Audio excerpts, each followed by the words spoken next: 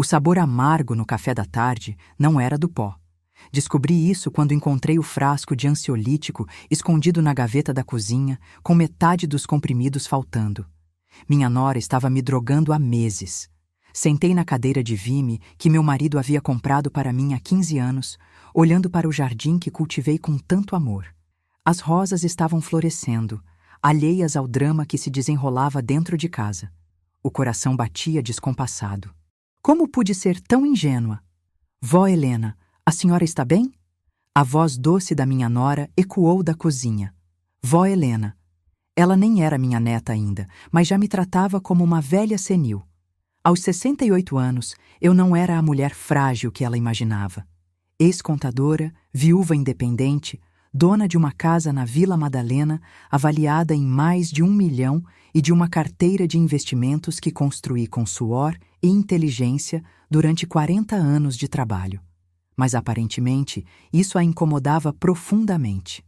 Estou ótima, querida, respondi, guardando o frasco de volta na gaveta. Minha voz saiu mais firme do que eu esperava. O perfume enjoativo dela chegou até mim. Sempre exagerava no Chanel que meu filho comprava. Naquele momento, com o sol da tarde dourado entrando pela janela da cozinha e iluminando as plantas que cuidava há décadas, decidi que não seria mais vítima. Era hora de virar o jogo. A guerra havia começado, só que agora eu sabia que estava lutando. 3 anos atrás. Minha rotina sempre foi sagrada.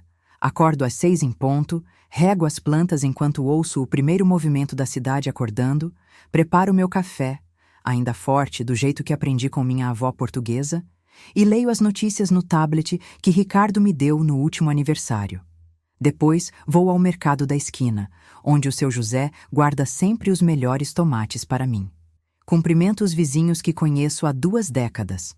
Cuido da casa que é meu orgulho, cada canto limpo e organizado.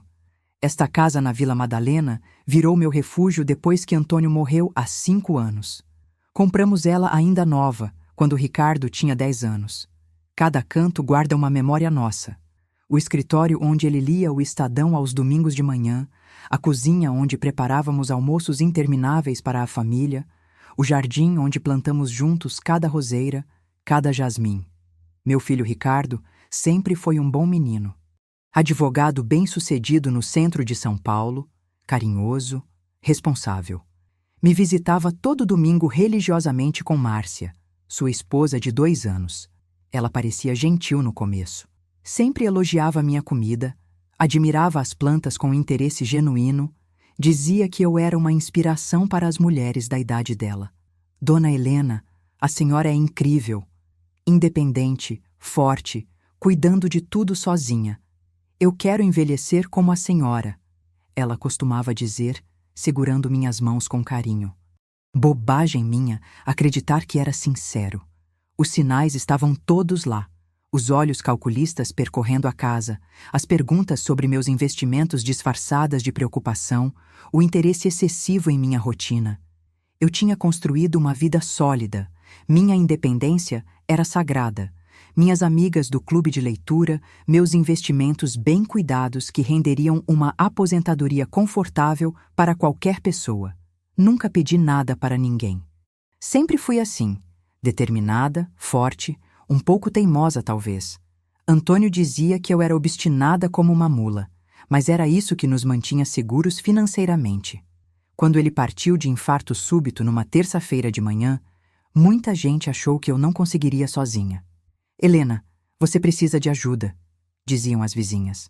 Não é seguro uma mulher da sua idade morando sozinha numa casa tão grande. Bobagem. Eu me virava perfeitamente bem.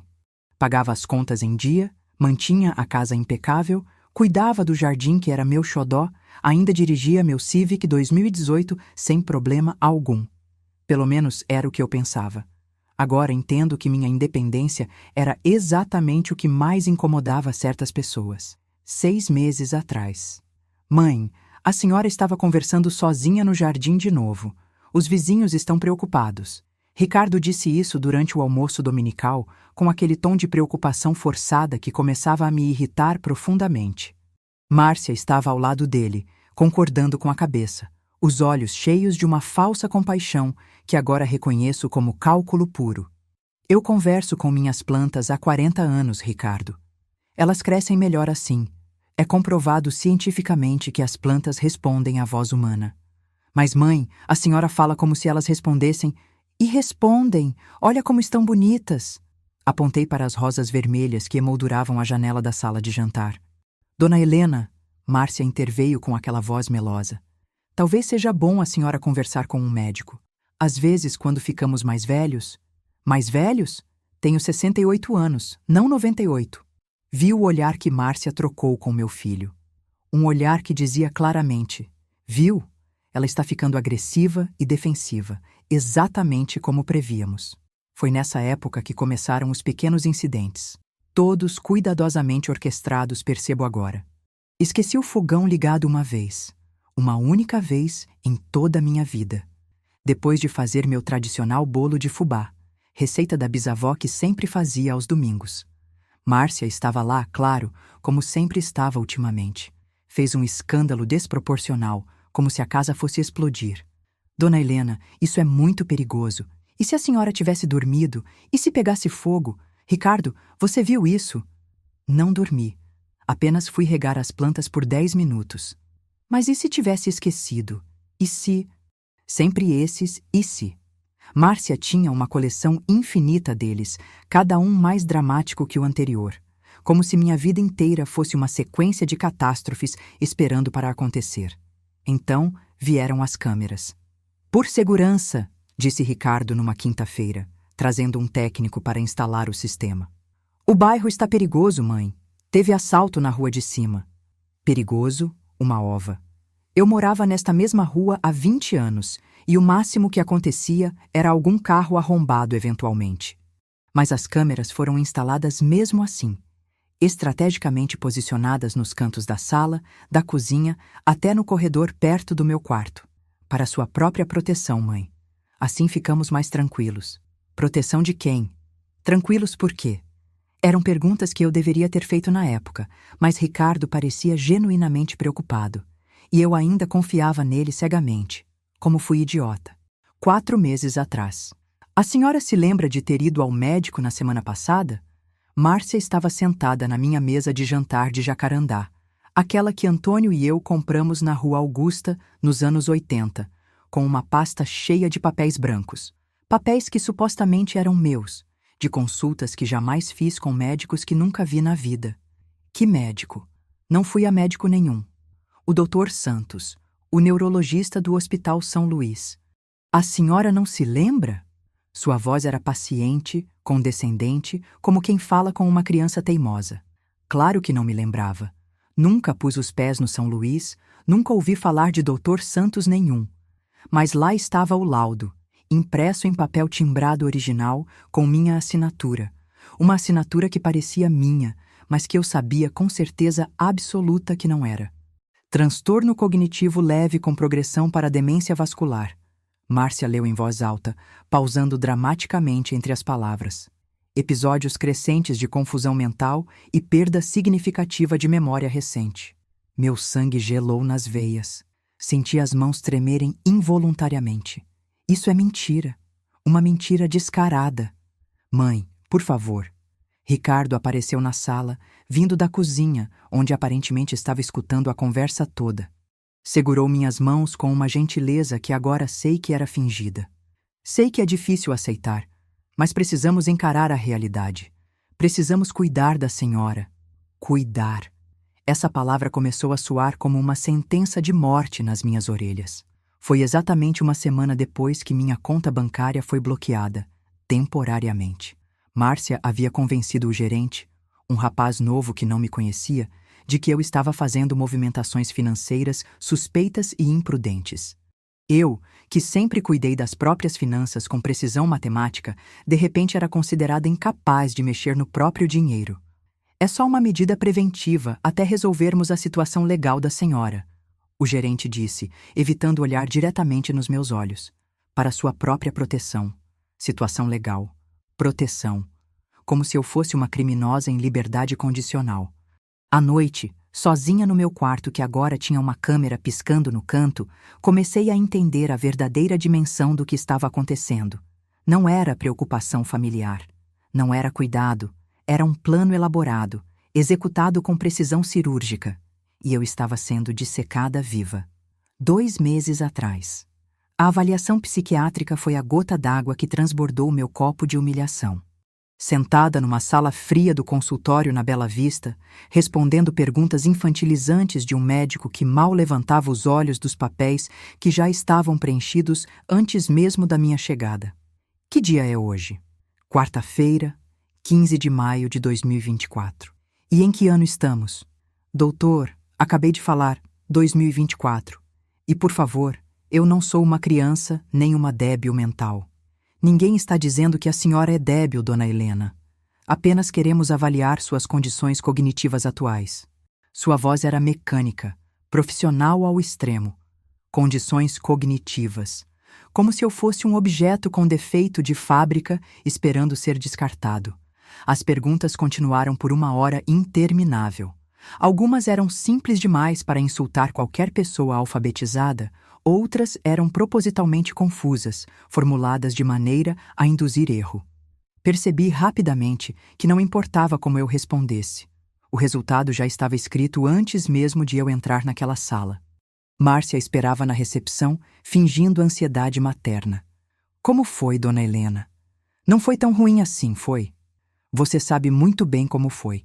E sabe exatamente por que estou aqui. Não entendo do que a senhora está falando. Entende sim, Márcia. Você sabe exatamente o que está fazendo comigo. O médico chamou Márcia para uma conversa particular no consultório. Através do vidro fosco, pelos gestos expansivos e cabeças balançando, pude ver que era sobre mim. Sobre minha suposta e conveniente incapacidade mental. Naquela noite, ouvi Ricardo conversando ao telefone com alguém sobre acelerar o processo porque não temos mais tempo a perder. Sobre não poder arriscar que ela perceba o que está acontecendo. Tempo para quê? Perceber o quê? As peças do quebra-cabeças começaram a se encaixar na minha mente com uma clareza assustadora. Foi quando entendi que meu próprio filho, a pessoa em quem mais confiei na vida depois do pai dele, estava ativamente participando da minha destruição. 1 mês atrás. O isolamento social foi, sem dúvida, a parte mais cruel de todo o processo. De repente, como se fosse uma epidemia contagiosa, as amigas do clube de leitura pararam de me ligar. Os vizinhos me cumprimentavam com aquele sorriso de pena que se reserva para pessoas terminais. A dona Maria da padaria, que me conhecia há 15 anos, começou a falar comigo como se eu fosse uma criança retardada. Como está hoje, dona Helena? Tomando direitinho os remédios que o doutor passou? Que remédios? Que doutor? Eu não tomava remédio nenhum, além de um complexo vitamínico que comprava na farmácia da esquina. Pelo menos não conscientemente. Foi quando descobri que Márcia estava fazendo uma campanha sistemática de difamação, contando para todo mundo que eu havia sido oficialmente diagnosticada com demência precoce e que estava perdendo a cabeça rapidamente. É muito triste mesmo, ouvi ela dizer ao telefone numa tarde de terça-feira, achando que eu estava cochilando no sofá da sala. Uma mulher tão independente, tão inteligente e agora não consegue nem lembrar o próprio nome às vezes. O médico disse que é questão de poucos meses até precisar de internação. Internação. A palavra ecoou na minha cabeça como um sino fúnebre. Passei dias inteiros no jardim, conversando de verdade com minhas plantas pela primeira vez em décadas. Não por hábito carinhoso, mas por necessidade desesperadora. Elas eram as únicas testemunhas que ainda me ouviam sem julgamento, sem pena, sem aquele olhar de coitadinha da velhinha. Roseira, me diz o que eu faço. Como é que eu saio dessa armadilha? As rosas balançaram com a brisa da tarde, como se dissessem: lute, Helena. Você sempre foi lutadora. Mas como lutar quando todos à sua volta acreditavam piamente que você estava louca? Como provar sanidade mental quando cada palavra que você pronuncia é interpretada como sintoma de delírio? Como convencer pessoas de que você está sendo conspirada contra quando isso soa exatamente como paranoia senil? À noite, sozinha na casa que parecia estranha e hostil com todas aquelas câmeras eletrônicas me vigiando, eu chorava. Chorava pela vida que estava perdendo um pedaço de cada vez, pela confiança que foi sistematicamente quebrada, pelo filho que escolheu acreditar numa mentira bem contada em vez de defender a própria mãe. Antônio sempre dizia que eu era resistente como as rosas do jardim. Helena, você é como essas flores aí, pode podar, pode maltratar, pode até esquecer de regar, mas elas sempre voltam mais fortes na próxima estação. Talvez fosse hora de mostrar de que material eu era realmente feita. 3 semanas atrás. A gota d'água que me fez despertar completamente foi ouvir Márcia ao telefone falando sobre o bebê, numa conversa que achava que eu não podia escutar. Ela estava grávida e já planejava usar a criança como justificativa adicional para assumir completamente o controle dos meus bens. Sim, doutor. Entende como é perigoso para uma criança crescer neste ambiente? Ela é completamente incapaz de ser uma avó responsável. Às vezes, nem reconhece as pessoas. O bebê não pode ficar exposto a esse tipo de instabilidade mental. Meu futuro neto sendo usado como arma contra mim antes mesmo de nascer. Escondida atrás das cortinas bordadas que minha mãe havia feito com as próprias mãos nos anos 60, senti uma raiva crescer no meu peito como lava de vulcão. Não era só sobre dinheiro, propriedades ou heranças. Era sobre apagar completamente minha existência, me reduzir a um estorvo inconveniente que precisava ser removido. Mas eu não era um estorvo. Eu era Helena Fernandes da Silva, 68 anos, contadora aposentada com registro no CRC, viúva batalhadora que criou um filho sozinha depois que o marido morreu. Construí uma vida sólida, mantive uma casa, cuidei de uma família.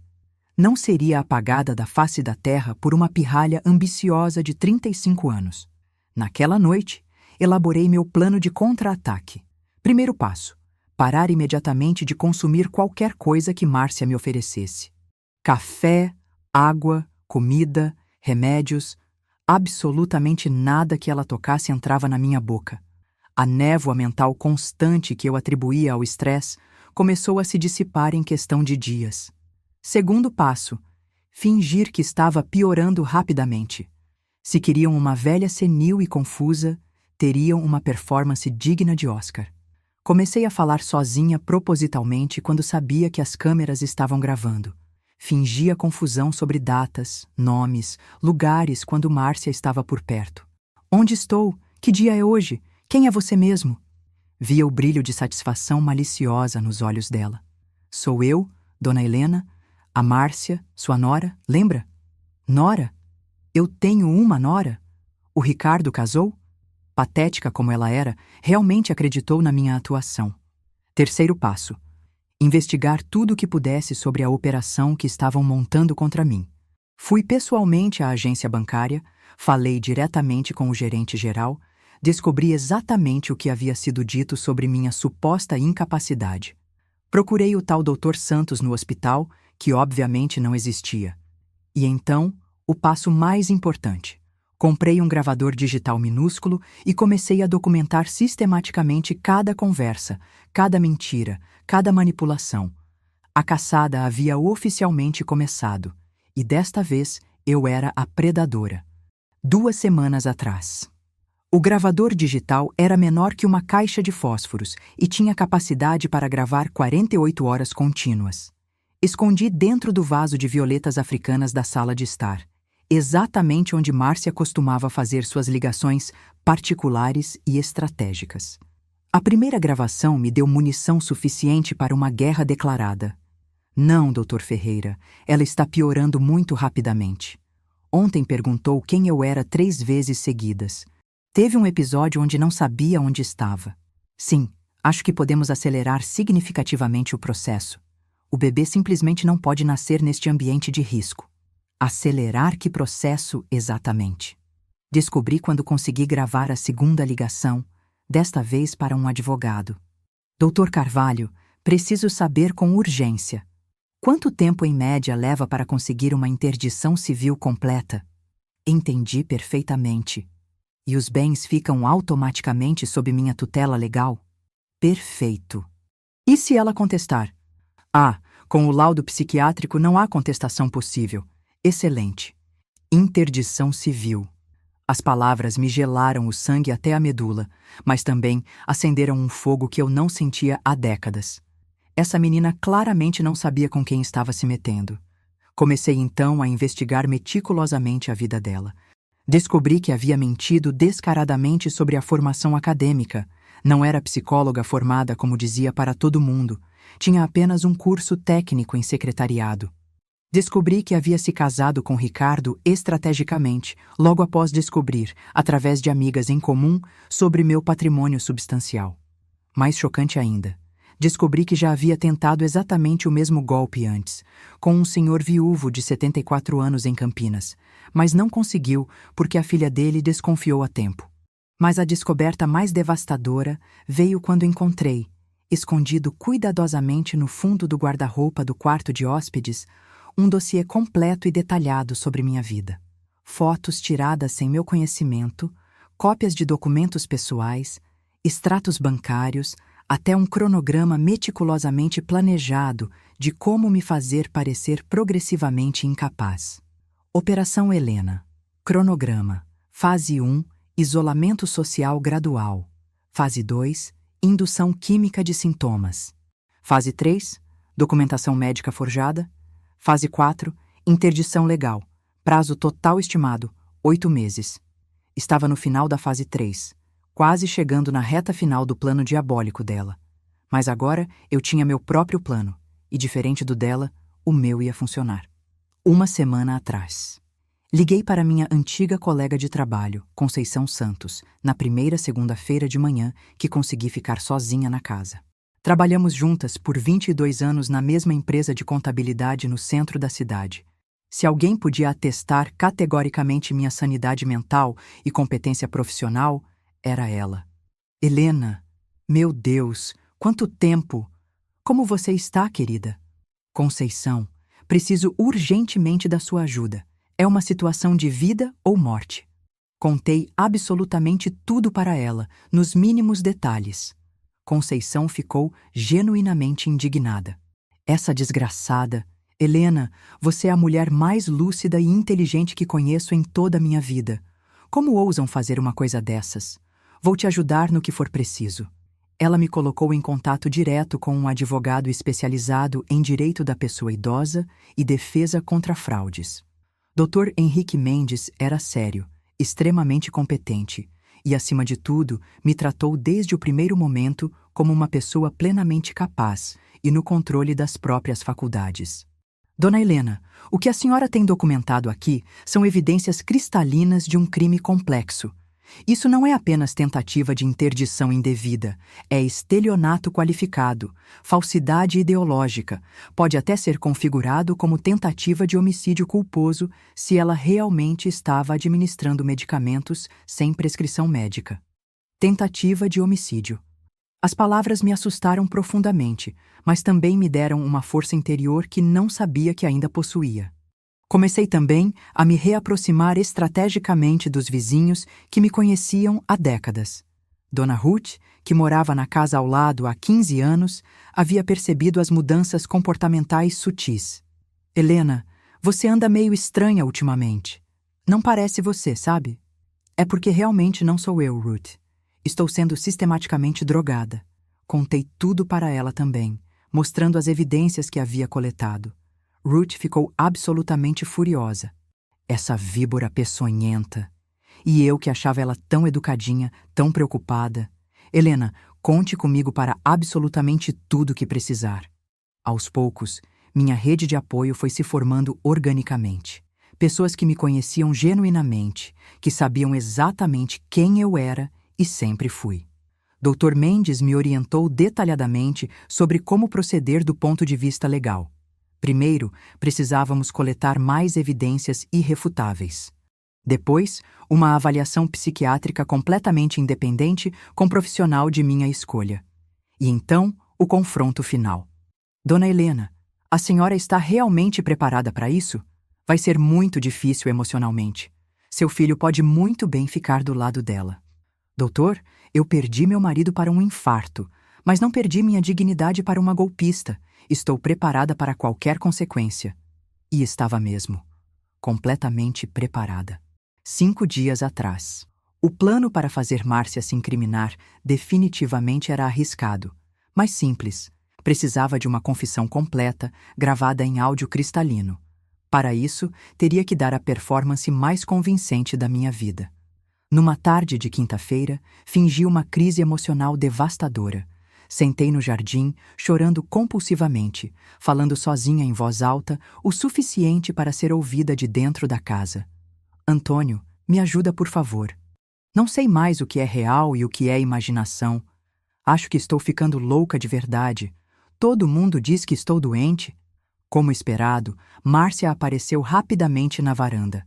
As câmeras de segurança estavam supostamente gravando. Pelo menos era o que ela pensava. Na verdade, eu havia discretamente desligado todas mais cedo. Dona Helena, a senhora está bem? O que aconteceu? Márcia, você sempre foi boa para mim, não foi? Você realmente cuida de mim? Claro que cuido, Dona Helena. A senhora sabe disso. Às vezes tenho a sensação de que alguém quer me fazer algum mal. Será que é paranoia da minha cabeça doente? Vi o sorriso malicioso que ela tentou rapidamente esconder atrás de uma expressão de falsa compaixão. Não é paranoia não, Dona Helena. A senhora está realmente doente. Bem doentinha. Mas não se preocupe. Muito em breve você vai para um lugar onde vão cuidar muito bem da senhora. Que lugar?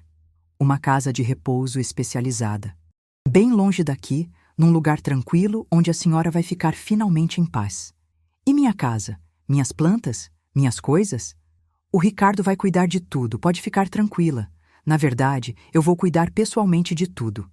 O Ricardo é muito ocupado com o trabalho, né? Mas eu tenho todo o tempo do mundo. E logo vai ter o bebê também para pensar. Ela estava se confessando, orgulhosa do próprio plano diabólico. Você está grávida mesmo? Estou sim. E sabe o que é melhor? Este bebê vai herdar absolutamente tudo que deveria ser meu por direito. Afinal, eu cuido da senhora há tanto tempo, mereço ser reconhecida. Por direito. Como se meu patrimônio fosse propriedade dela. E se eu não quiser ir para esse lugar? Ah, Dona Helena, a senhora não tem mais escolha nenhuma. Depois da avaliação final da semana que vem, vai ser oficialmente declarada incapaz.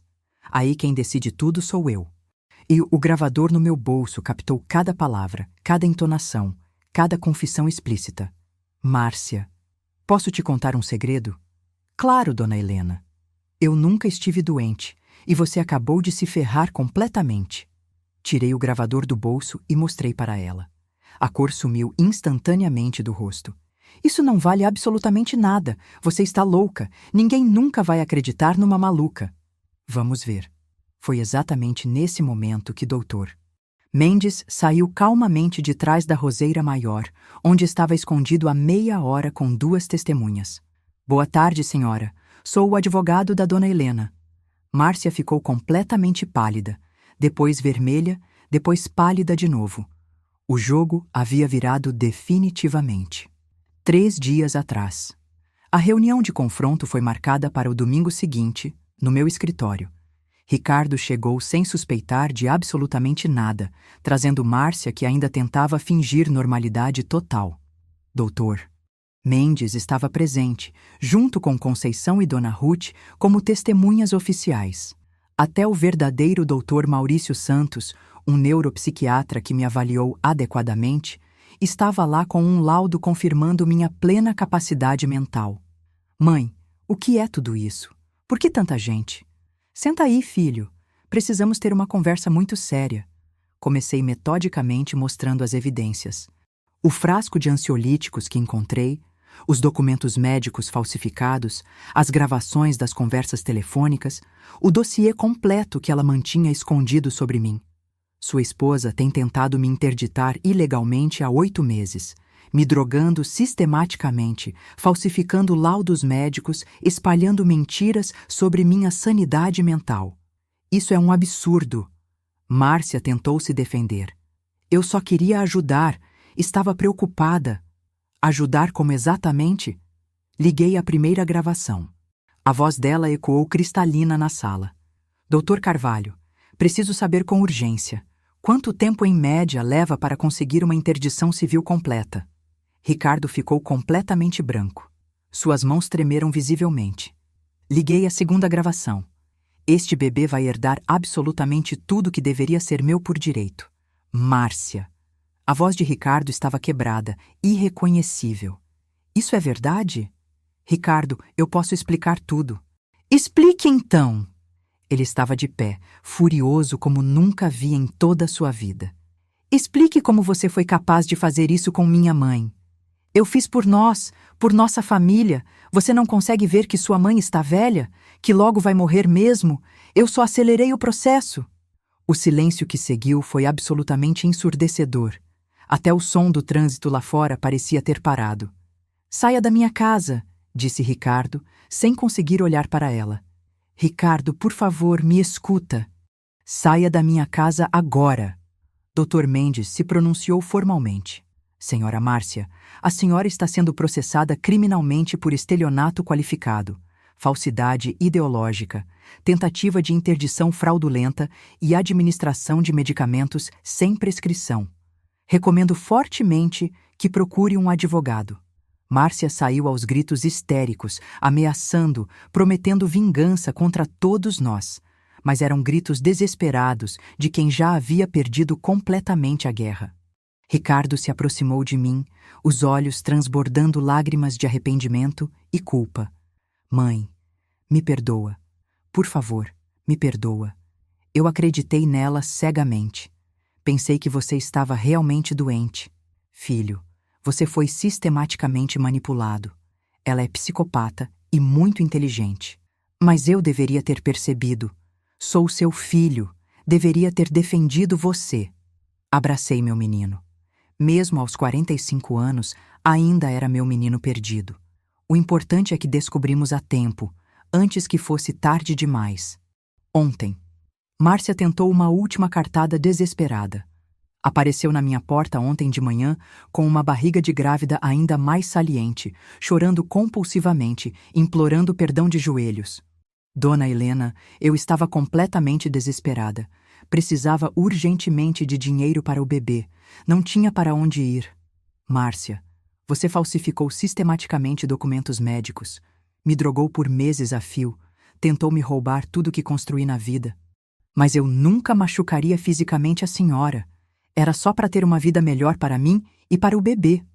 Às custas da minha dignidade humana? Da minha liberdade? Ela continuou implorando dramaticamente, mas eu já não sentia nem pena nem compaixão. Sentia nojo profundo e uma raiva fria. O Ricardo me expulsou de casa como se eu fosse um cachorro. Não tenho para onde ir. Estou grávida e sozinha. Isso não é problema meu, Márcia. Você fez suas escolhas conscientemente. A senhora não tem coração. Como pode fazer isso comigo, sabendo que estou esperando um bebê? O mesmo coração que você tentou parar com drogas ilegais? Foi nesse momento que ela finalmente mostrou sua verdadeira face por completo. Você é uma velha amarga e maldosa. Devia ter morrido junto com seu marido inútil. Mas não morri. E você se ferrou tentando me enterrar viva. Vou contar para todo mundo que a senhora é louca, que me ameaçou de morte. Pode contar. Quem vai acreditar numa estelionatária processada criminalmente? Ela saiu gritando histericamente, prometendo vingança impossível. Mas eram gritos de desespero total, não de poder. Do portão, ainda se virou uma última vez. A senhora vai morrer sozinha e abandonada. Prefiro morrer sozinha e digna a viver sendo roubada e humilhada. E fechei a porta definitivamente na cara dela. Hoje, o processo criminal está correndo normalmente. Doutor Mendes garante que Márcia será condenada sem sombra de dúvida.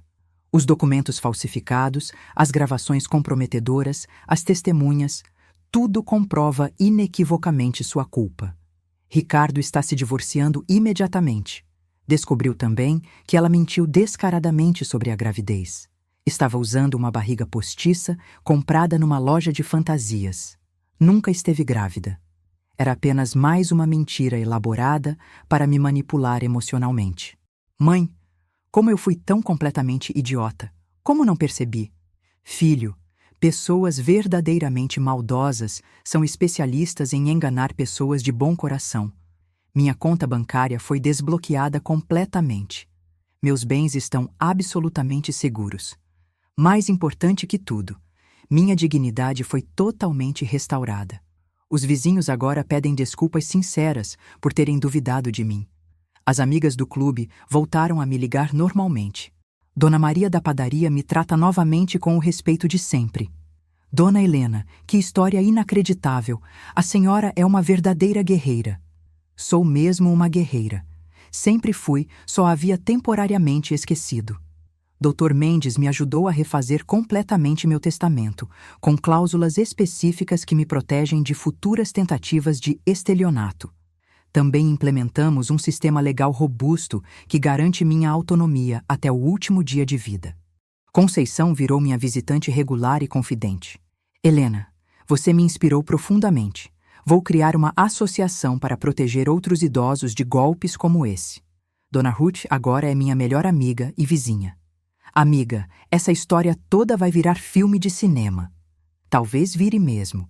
Seria importante mostrar para outras pessoas na minha idade que não precisamos nos curvar diante de aproveitadores.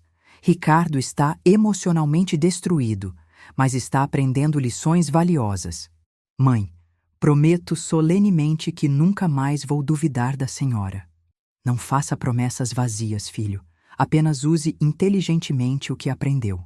Esta tarde, estou aqui no meu jardim sagrado, regando cuidadosamente as rosas que testemunharam silenciosamente toda essa guerra psicológica. Elas estão mais exuberantes e bonitas do que nunca, como se tivessem absorvido minha força renovada durante toda a luta. A casa está em silêncio absoluto, mas é um silêncio de paz genuína, não de solidão imposta. As câmeras invasivas foram todas removidas. Os medicamentos que jamais precisei foram jogados no lixo. Minha vida voltou a ser completamente minha. Márcia desapareceu totalmente da cidade depois que o processo criminal foi oficialmente aberto. Soube através de Dr. Mendes que tentou o mesmo golpe elaborado em Campinas, mas já havia uma denúncia formal esperando por ela. A justiça pode ser lenta às vezes, mas definitivamente não é cega. Recebi uma carta emocionante de uma senhora de Brasília contando que passou pela mesma situação terrível com o genro. Disse que minha história a inspirou a lutar corajosamente. Dona Helena, a senhora me deu coragem que eu não sabia que tinha. É exatamente isso que quero deixar como legado. Coragem. Para outras mulheres da minha idade que acham que não têm mais força para lutar contra injustiças. Para filhos que podem estar sendo sutilmente manipulados sem perceber. Para uma sociedade que ainda trata idosos como pessoas descartáveis e vulneráveis. Aos 68 anos, aprendi definitivamente que idade não é absolutamente sinônimo de vulnerabilidade. Experiência acumulada é poder real. Inteligência nunca expira nem envelhece. E dignidade humana jamais se negocia por conveniência. Ricardo me visita religiosamente todo domingo novamente, mas agora com respeito genuíno e admiração, não por obrigação familiar. Traz flores frescas para o jardim e histórias interessantes do trabalho. Estamos pacientemente reconstruindo nossa relação em bases muito mais sólidas e honestas. Mãe, a senhora é a mulher mais forte e inteligente que conheço. Não sou forte por natureza, filho. Sou apenas uma mulher que se recusa terminantemente a ser diminuída. Esta noite vou jantar com Conceição e Dona Ruth. Vamos planejar detalhadamente nossa associação de proteção ao idoso. Já temos até o nome perfeito, Projeto Rosa. Porque Rosa pode ser podada violentamente, maltratada impiedosamente, mas sempre volta mais forte e bonita na próxima primavera. Olho para o jardim que quase perdi e sorrio com satisfação profunda. Não foi apenas o jardim que consegui salvar, foi minha vida inteira.